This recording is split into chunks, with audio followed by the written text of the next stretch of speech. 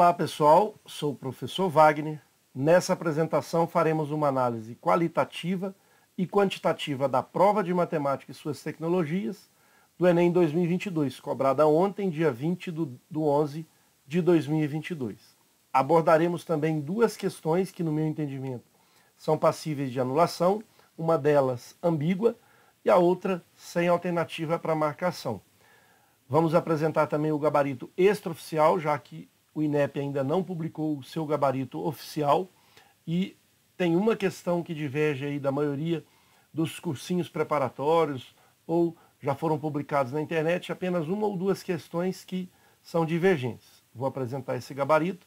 Vou apresentar também, no meu entendimento, as 10 questões mais fáceis dessa prova de matemática, as 10 questões mais difíceis e ao final faremos uma expectativa de nota mínima e nota máxima, estudo que eu fiz aí de média, uma média aritmética simples, obviamente, comparando as provas do mesmo nível de 2022, ok? Inicialmente, vamos apresentar todos os tópicos que serão abordados nessa apresentação. Iniciaremos com o gabarito extraoficial, referente ao caderno azul, prova de matemática, Enem 2022. Depois vamos fazer o comentário de duas questões que, no meu entendimento, são passíveis de anulação. Uma delas, a 145, uma questão ambígua, e depois a 157, uma questão que não tem alternativa para marcação.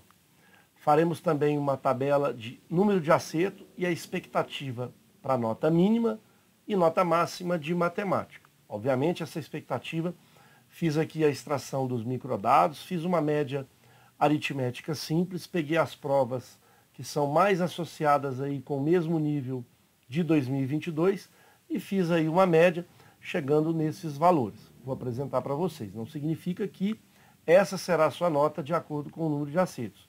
Vai depender da coerência pedagógica. Se você realmente acertar as questões mais fáceis e errar as questões talvez mais difíceis, talvez a sua boa coerência fará com que a sua nota seja máxima pelo número de acertos que você teve. Vamos mencionar, no meu entendimento, as 10 questões mais fáceis do Enem da prova de matemática, depois as 10 mais difíceis. Fiz uma análise bastante criteriosa envolvendo as competências e habilidades que estão associadas a cada uma dessas questões. E ao final faremos uma análise qualitativa e quantitativa, obviamente, dos conteúdos mais cobrados nessa prova. Ok? Muito bem. Está aí o gabarito extraoficial referente ao caderno azul, Enem 2022. Resolvi cada uma dessas questões. Fiz aí todas as análises com as competências e habilidades para identificar as questões fáceis e difíceis. Destacaria a questão 145 e a questão 157. Falarei na sequência por que essas questões deveriam ser anuladas. Ok? Questão 145, questão de matemática referente ao caderno azul, Enem 2022, primeira aplicação. O pacote básico de um jogo para smartphone, que é vendido a R$ 50, contém 2.000 gemas e 100.000 moedas de ouro, que são itens utilizáveis nesse jogo. Muito bem. A empresa que comercializa esse jogo decidiu criar um pacote especial que será vendido a R$ 100 e que se diferenciará do pacote básico, que é o que está acima, por apresentar maiores quantidades de gemas e moedas de ouro. Ok. Para estimular as vendas desse novo pacote, desse pacote especial, a empresa decidiu inserir nele 6.000 gemas a mais em relação ao que o cliente teria caso optasse por comprar com a mesma quantia 2 pacotes básicos. A quantidade de moedas de ouro. O comando da questão pede a quantidade de moedas de ouro que a empresa deverá inserir ao pacote especial. Aqui temos a informação mais importante do comando da questão, vou até marcar aqui, para que seja mantida a mesma proporção, outra informação importante, mas a mais relevante mesmo é que eu marquei em asterisco, seja mantida a mesma proporção existente entre a quantidade de gemas e de moedas de ouro contidas no pacote é letra A 50 mil, B 100 mil, C 200 mil, letra C 300 mil, letra E 400 mil. Vamos organizar primeiramente os pacotes aqui. Vamos chamar de pacote, por exemplo, número 1, esse pacote básico. Esse pacote básico, ele tem o valor de R$50. Esse pacote dá direito a 2.000 gemas e 100 mil moedas de ouro. Esse é um pacote de R$50. Vamos pensar agora em dois, sendo um pacote duplo, ou seja, dois pacotes básicos. Dois pacotes básicos, cujo valor vai ser R$100. E, de acordo com a normalidade da proporção, se eu compro dois pacotes de R$100, eu vou ter 4.000 gemas e, obviamente, o dobro de gemas e o dobro de moedas, ou seja, 200.000 moedas. Muito bem. Só que a empresa quer fazer uma promoção criando um pacote que eu vou chamar de 3, que vai ser para a gente o pacote especial. E esse pacote especial será acrescido 6.000, aqui tem uma interpretação importante, 6.000 gemas a mais, e obviamente esse pacote ele vai custar os mesmos R$100 do pacote duplo básico, porém com 6.000 gemas a mais em relação a esse pacote duplo, né, que ele teria comprando com a mesma quantidade 2 pacotes básicos. Então veja que a referência da quantidade de gemas a mais é em relação aos 2 pacotes básicos. Então, se ele tinha 4.000 gemas, seria a normalidade no pacote duplo básico, 4.000, ele vai fornecer mais 6.000 gemas nesse pacote, portanto, esse pacote especial terá 10.000 gemas. Repetindo a ideia, se são 6.000 gemas a mais em relação ao pacote duplo, ou seja, 2 pacotes básicos, então a relação é de 6.000 mais 4.000. Já que 2 básicos é R$100, me daria direito ao dobro de gemas, sem promoção, obviamente só comprando o dobro do pacote básico. A pergunta da questão é qual a quantidade agora de moedas que a gente precisa para manter a mesma proporção. Ou seja, vamos aqui ao comando, a quantidade de moedas de ouro que a empresa deverá inserir ao pacote especial. Como esse pacote ele é um pacote que está sendo criado, a redação informa que é para inserir nesse pacote. Então a resposta direta para a questão já é esse valor de moedas. E aí a gente vai buscar a manter a proporção. Veja que a proporção que nós temos aqui da quantidade de gemas, 2.000, dividido pela quantidade de moedas no pacote básico, que é 100.000, simplificando vai dar 1 sobre 50. Posso cancelar esses 3 zeros, 2 sobre 100, ou seja, 1 sobre 50. Significa que vai ter 50 moedas, eu pego a quantidade de gemas e multiplico por 50, eu chego na quantidade de moedas. Então, 2.000 vezes 50 dá 100.000. Aqui a gente poderia pensar a mesma coisa, no pacote duplo, ou 2 pacotes básicos. Se eu pegar aqui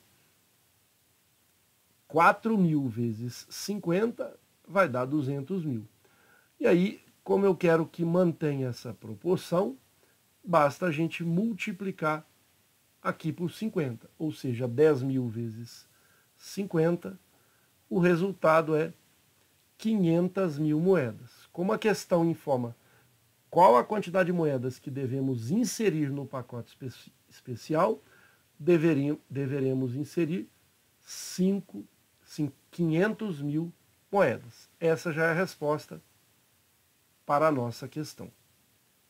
Porém, não temos alternativa 500 mil. Então, o que a gente pode explorar sobre essa questão? Veja aqui, ele não menciona em momento algum no comando que é a quantidade de moedas que vai ser inserida no pacote especial em relação ao pacote básico. Ele não menciona que é referente ao pacote básico. Ele não menciona que é referente ao pacote duplo, esse pacote número 2. Ele informa diretamente quanto de moeda que deve ser inserida no pacote especial. Ele não coloca aqui o termo a mais. Então, esse termo faltou aqui para que a gente poderia marcar ou a alternativa D ou a alternativa E. Quando que eu marcaria a alternativa D? Eu marcaria a alternativa D se ele mencionasse a quantidade de moedas que deve ser inserido no pacote especial a mais em relação aos 2 pacotes básicos. Se fosse, de fato, aos 2 pacotes básicos, eu faria 500 mil menos 500 mil moedas menos 200 ou 200 mil moedas. Aí sim, o resultado seria letra D, 300 mil moedas. Mas se, por exemplo, se ele falasse a mais em relação ao pacote básico, aí eu faria os 500 mil menos o pacote básico tem 100 mil moedas de ouro. 100 mil moedas de ouro, essa diferença vai dar 400 mil. Então, perceba a ambiguidade da questão. Aí sim marcaríamos a letra C. Mas no meu entendimento, a questão está bem clara. Talvez não foi isso que o autor da questão pensou na hora de produzir essa questão, elaborar essa questão. Talvez ele imaginou que se aqui as 6.000 gemas a mais está em relação aos 2 pacotes básicos, ele quis que o leitor, ou quem está fazendo a prova do Enem, quis que ele fizesse o mesmo entendimento, tivesse o mesmo entendimento dessa situação anterior. E para que a gente tivesse o mesmo entendimento do que foi dado anteriormente, teria que ter claramente mencionado de forma expressa ou, às vezes, de forma implícita, mas de fato que ele mencionasse que seria uma quantidade de moedas a mais, e ele não menciona isso. Então, como ele não menciona, ele crava que é a quantidade de moedas que devemos inserir no pacote especial.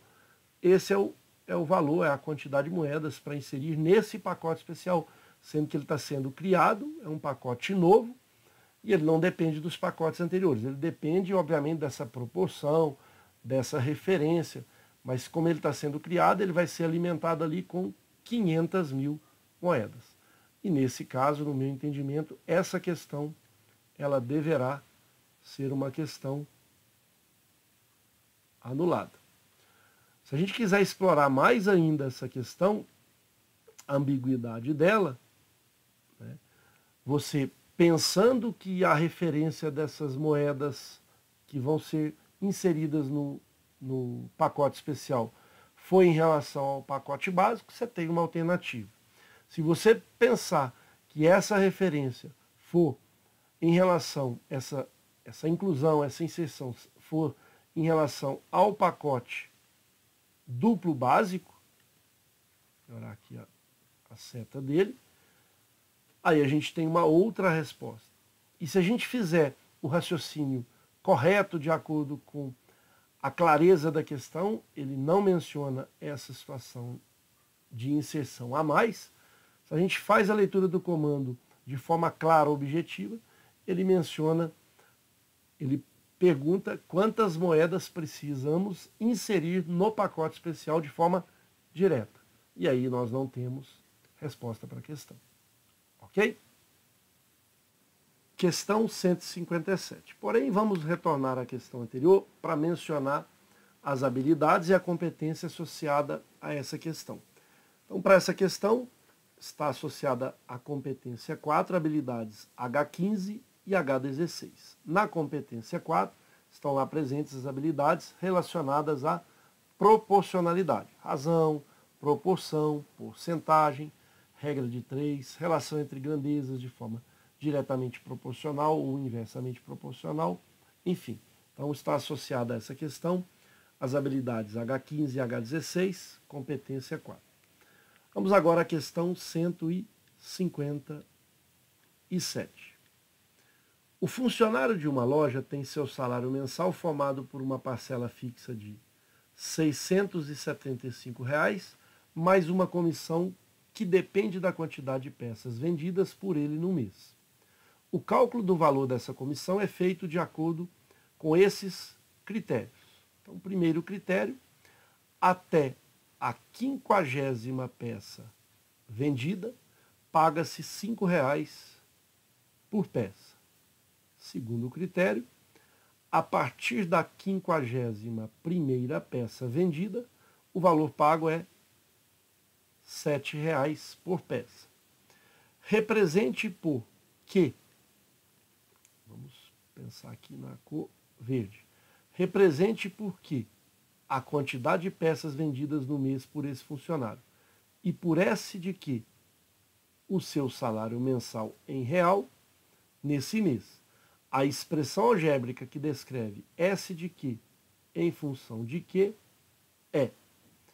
Então perceba que para essa questão está associada a competência 5, habilidades H19 e H21, lá na matriz de referência.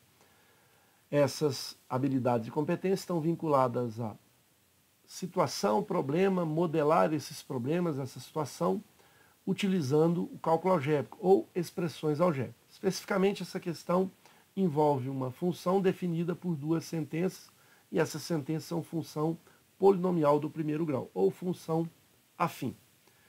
Vamos separar nas duas situações. S de que será dada por. Vamos pensar até a 50ª. Se é até a 50ª, será até as 50 peças vendidas, ou seja, se vender 50 peças, ela inclui. E aí a expressão vai ser o salário fixo, 675, mais R$ 5 por cada peça vendida. Se ele vender uma quantidade Q, esse Q tem que ser abaixo de 50 peças, vai ficar 5 vezes essa quantidade. Isso só acontece se a quantidade de peças for menor ou igual que 50. Vamos dar um exemplo. Se ele, por exemplo, vender uma peça, uma é menor que 50. Uma vezes 5, R$ 5, mais o salário fixo, 675, 680. Se ele vender 50 peças, vai ser o limite, 5 vezes 50, 250, 250 mais 675. Se fosse 650 mais 50, dá 700. Tem mais 25, então 725. Muito bem. Agora, para a segunda sentença, vamos fazer aqui no rascunho e temos que tomar muito cuidado da seguinte forma. Para ele vender uma quantidade de peças acima, ou seja, a partir de 50, é preciso que ele já tenha vendido 50 antes. Então ele vai ter um salário de 675, que é um salário fixo, mais as 50 peças ele tem que vender. Se ele vende 60, as 50 anteriores é R$ 5 pelas 50 que ele vendeu. Agora, cuidado aqui.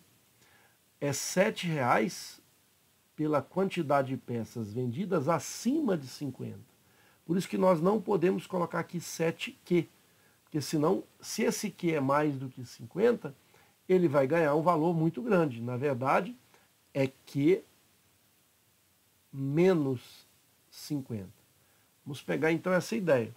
Se esse Q, se ele vender 60, vai ficar 60 menos 50, ou seja, é as 10 acima de 50. Aí eu multiplico 10 vezes 7, 70. Agora está correto. E a gente pode pensar nessa distributiva para montar essa sequência.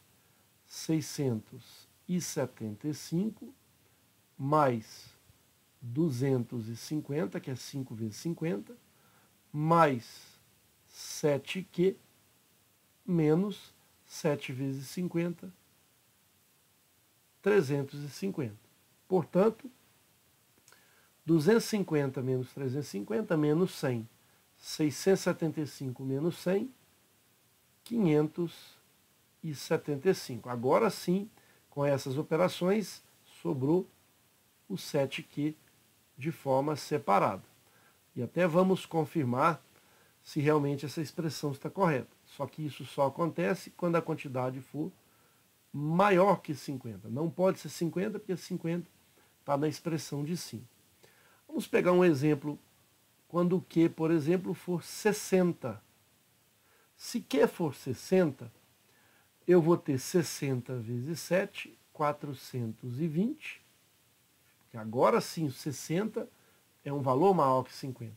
60 vezes 7, 420, mais 575, somando, eu vou ter aqui 599. Qual seria a outra forma de pensar sem utilizar a expressão? A gente tem um salário fixo de 675, mais as 50 peças vezes R$ 5,00 cada peça, 250.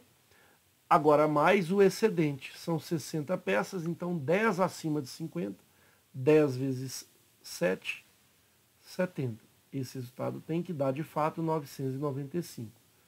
E deu, veja, 5. 14 e 5, 19, vai 1, 6, 8 e 1, 9. Ok? Confirmado.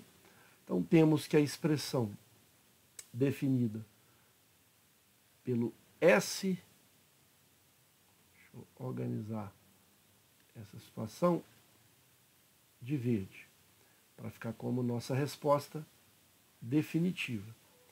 Veja que a expressão definida por essas duas sentenças é 675, e qual foi a situação que a gente tem nas alternativas que não permite marcar nenhuma delas.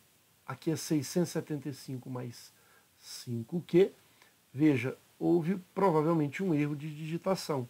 Aqui deveria ser 675 mais 5Q, se Q for menor ou igual que 50. E 575 mais 7Q, quando o Q for maior que 50. Então perceba que está correta a nossa expressão, está de acordo com a letra E, com exceção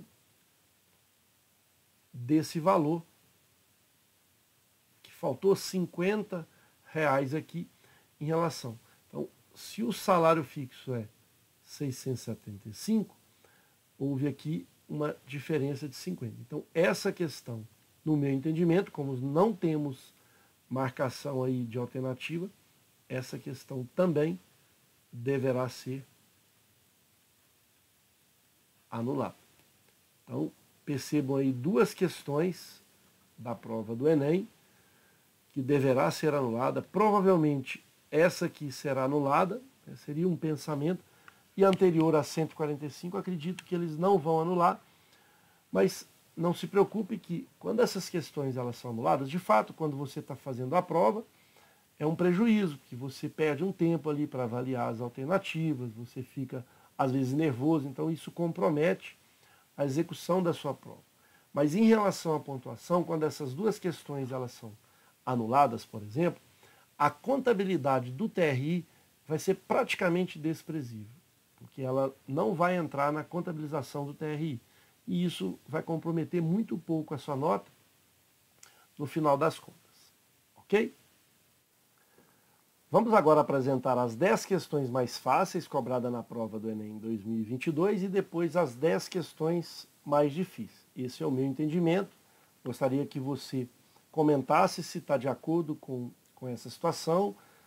Essa situação é bem subjetiva, mas eu resolvi toda a prova avaliando todas as competências e habilidades que cada questão estava associada. Por esse motivo, deu para poder fazer essa associação. Então vamos começar na primeira questão. Não significa que em ordem crescente de facilidade. Separei aqui as 10 mais fáceis. Obviamente algumas são mais fáceis que as outras. E destacaria a questão 138, alternativa D, gráficos aí, envolvendo análise de gráficos ou tabelas. Está associada à competência 6, habilidades 24 e 25. Questão 154, alternativa correta C, uma questão envolvendo porcentagem, habilidades 15 e 16, referente à competência 4. Está dentro da parte de proporcionalidade. Questão 162, uma questão bem tranquila de avaliar a situação ali da variação, né, desses dois gráficos, um pontilhado e o outro contínuo. Está associada à competência 4, habilidades 15 e 16, e o gabarito é letra C. Questão 168 é um caminho que tem que ser listado de acordo com a associação que ele deu, uma questão bem tranquila. Competência 1, habilidade 2. Um padrãozinho aqui de uma sequência, mas poderia ser uma outra, né? Essa questão ela poderia ser cobrada dentro dos princípios de contagem, mas nesse caso ela foi uma questão bem tranquila. Questão 170, duas habilidades aí, duas competências associadas e algumas habilidades referente à questão 170. Competência 5, habilidades 19, 20 e 21. E competência 6, habilidades 24 e 25. Quais foram então essas habilidades? De modo geral, análise e interpretação de gráficos, estão lá relacionadas na competência 6, e também a gente quer aí a razão, né, entre o aluguel e o valor do imóvel. Então está dentro das habilidades relacionadas à proporcionalidade. Questão 171, uma questão também tranquila, envolve média. Então as competências C6 e C7, habilidades H24 e H27. Nem precisaria fazer a média, bastaria fazer o somatório dos jogos aí, no caso, a média de pontos por jogos, enfim. Questão também tranquila, no meu entendimento. Questão 173, também uma questão fácil da prova. Habilidades 24 e 25, competência 6, gabarito letra D. Questão 175, item E, gabarito E, competência 1, habilidade 1, números inteiros, decimais, fracionários. Essa foi a questão, no meu entendimento, a mais fácil da prova. Bastaria, nessa redação aí, 1 bilhão 350 milhões. Bastaria você representar essa situação por escrito através do número associado a ela. Então, bem tranquila a questão. Questão 177, associada à competência 6, habilidades 24 e 25, gabarito letra A. Fazer aí uma simples multiplicação, né, para poder associar a soma com o preço do transporte. Então, competência 6, habilidades 24 e 25. Questão 179, competência 6, habilidades também 24 e 25, interpretação de gráficos, tabelas, enfim, gabarito letra B. Então essas foram as questões, as 10 mais fáceis da prova, no meu entendimento. Gostaria que você pontuasse aí, comentasse se está de acordo ou não, se colocaria uma outra mais fácil dentro dessas 10. Agora elencando as 10 mais difíceis. Isso é importante para que você possa verificar a sua coerência pedagógica, né, no que diz respeito a ter um acerto maior nessas questões mais fáceis e talvez, se tiver que errar, errar essas questões mais difíceis que eu começo a apresentar a partir de agora. Questão 137 é uma questão envolvendo probabilidade, uma questão, no meu entendimento, com nível de dificuldade mais elevado que são cobradas questões de probabilidade. Competência 7, habilidade 28. A 141 também de probabilidade, deveríamos aqui ter um cuidado na hora de representar as escolhas das linhas, coluna e diagonal, também considero uma questão de um nível difícil. Competência 7, habilidade 28, gabarito letra E. Questão 142, mesmo sendo uma questão envolvendo princípios de contagem, aliás, questões que envolvem princípios de contagem às vezes são questões mais simples, medianas, mas essa eu considero uma questão de um nível um pouquinho mais elevado. Competência 1, habilidade 2, princípios de contagem, gabarito letra B. Essa outra questão, mesmo envolvendo proporcionalidade, essa parte do cálculo envolvendo números, né, dos números, conjuntos numéricos, essa questão ela teve aí uma situação atípica que não é muito cobrada nas provas anteriores do Enem. Destacaria competência 1 e competência 5, habilidades H1 e H3 e H21. Também consideraria uma questão de nível difícil, mas um pouco abaixo das anteriores de probabilidade e princípios de contagem. Questão 147, também texto longo, uma questão que traz uma dificuldade na comparação, mesmo sendo de proporcionalidade. Geralmente as questões de proporcionalidade, porcentagem, razão, proporção são mais fáceis, mas nesse caso específico essa questão trouxe aí um nível um pouco mais elevado. Competência 4, habilidades H16 e H17. O gabarito letra C. Outra questão considerada difícil também de princípios de contagem, a 155, porque ela traz aí algumas informações de quartos, e aí você tem que separar a situação, né, e usar aí realmente as etapas, mas ter um cuidado especial na tomada de decisão. Competência 1, habilidade 2, gabarito letra B. Outra questão também, geralmente quando aparece na prova, projeção ortogonal, geralmente na prova do Enem é fácil, mas essa em específico, por se tratar desses deslocamentos, né, para a direita, para a esquerda, trouxe uma dificuldade, porque o robô ele fica às vezes de cabeça para baixo, então isso pode atrapalhar um pouco. Uma ideia é fazer uma linha pontilhada do lado direito ou do lado esquerdo como referência para que você possa sempre organizar essa mudança de direção no caminho a ser percorrido. Alternativa letra A, competência 2, habilidades 6 e 8. Questão 167, gabarito letra A, competência 4, habilidades H16 e H17. Uma questão mesmo envolvendo porcentagem, trouxe aí uma relação de comparação que é de um nível um pouco mais elevado. Não é a questão mais difícil da prova, mas está entre as 10 mais difíceis no meu entendimento. Gostaria que você comentasse a respeito. A 174, também uma questão que trouxe um pouco de dificuldade, mesmo sendo da competência 2, habilidade H8 e H9. Ela menciona aí a relação de volume, e você deveria estar sabendo o volume, por exemplo, da esfera, né? As peças são formatas de um cilindro, mas você deveria estar transformando aí num volume de esferas maciças, então você precisaria saber o volume. Nem sempre você está aí com o volume de cor na prova. Essa questão você só conseguiria fazer se você soubesse o volume da esfera. A não ser que você fizesse por comparação. O volume da esfera, 4/3 de Pierre ao cubo. No meu entendimento, não é também a questão mais difícil da prova, mas está entre as 10 por conta da fórmula do volume da esfera. Questão 176 envolve aí um aspecto até mais voltado para a física, no caso de reflexão, né, de uma simetria que a gente tem. Entendo uma questão também de um nível um pouco mais elevado, está entre as 10 mais difíceis, no meu entendimento, gabarito letra D.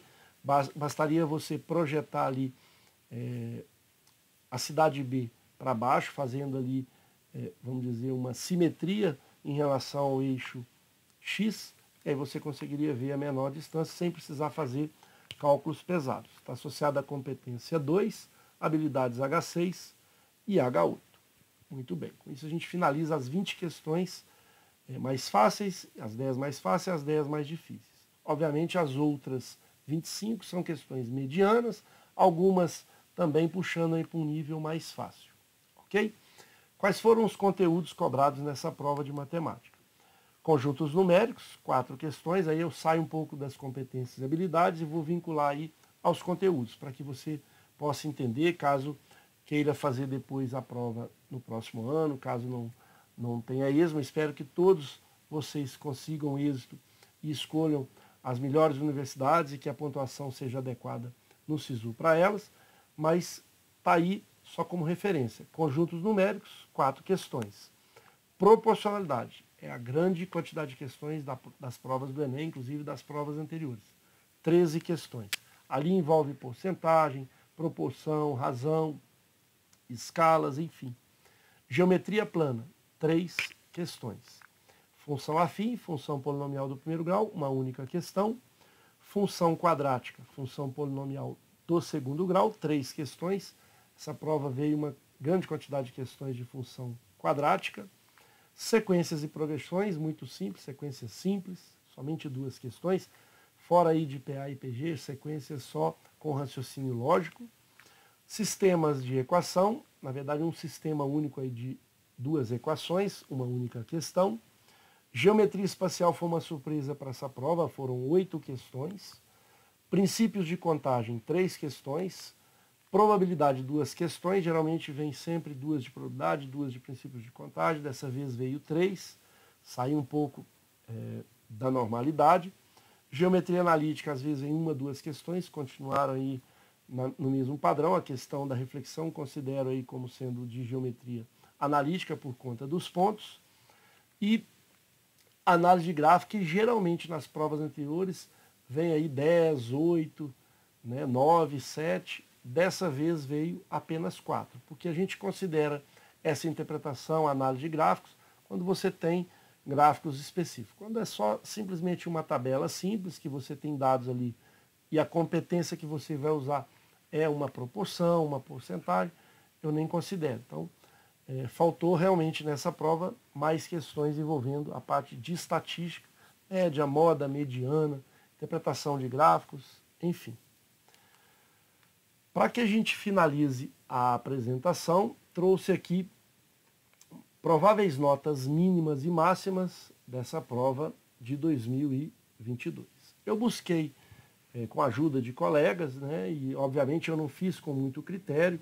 Existem especialistas, pessoas que têm muito mais conhecimento do que eu para fazer isso. Existem alguns sites que você projeta lá a sua nota, seus acertos, e sabe quanto que você vai realmente tirar aproximadamente, mas digo que você só consegue identificar a sua nota quando o INEP fornecer os microdados. Então, peguei alguns microdados de 2015, 2013, 2018, 2019, provas que tiveram aí uma condição bem próxima da prova de 2022. E aí fiz aí uma análise, uma média aritmética mesmo. É óbvio que está bem grosseira essa situação, mas só para você ter uma referência. Então, por exemplo, se você tiver nessa prova, vamos dizer, 15 acertos, e se você teve uma coerência, acertou aquelas 10 questões que eu apresentei, todas elas, e mais umas 5 médias, errando as questões difíceis, você pode chegar a ter quase 700 pontos na prova. Vamos supor que você acertou, por exemplo, 25 questões. É óbvio que se dessas 25, está aqui representado a nota, por exemplo, mínima, 665. Dessas 25 itens que você acertou, suponhamos que você acertou os 10 mais difíceis. E aí, de fato, a sua coerência pedagógica não foi boa, porque você errou as mais fáceis. E aí a sua nota vai ter um valor bem menor.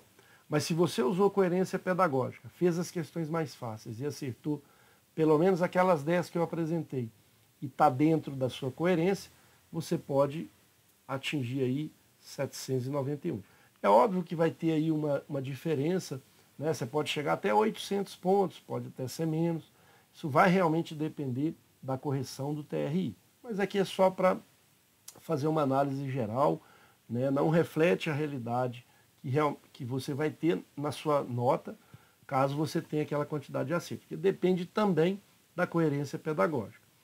Por exemplo, se você acertar 30 questões e errou, por exemplo, as questões mais fáceis, né? E óbvio, você pode ter uma nota intermediária, 728 até 838. Mas se você acertou aquelas 10, por exemplo, mais outras médias e errou aquelas mais difíceis, de fato você pode atingir 838.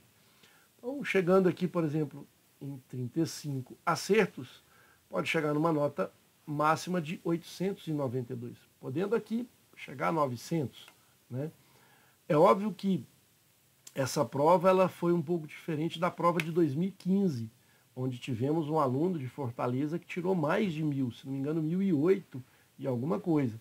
Essa prova dificilmente vai acontecer, isso porque não teve muitas questões difíceis mesmo, muito difíceis. Teve questões difíceis, mas não iguais às questões que apareceram em 2015.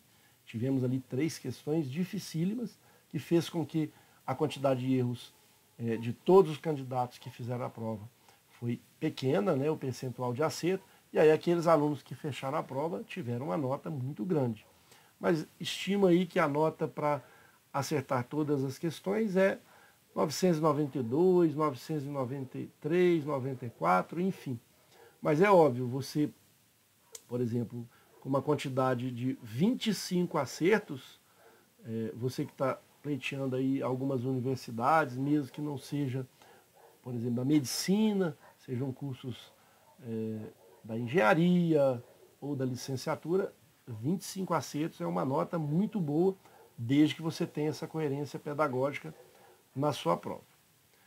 Com isso a gente finaliza essa apresentação, abordei aí bastante coisas relacionadas à prova, espero ter contribuído. Um forte abraço a todos.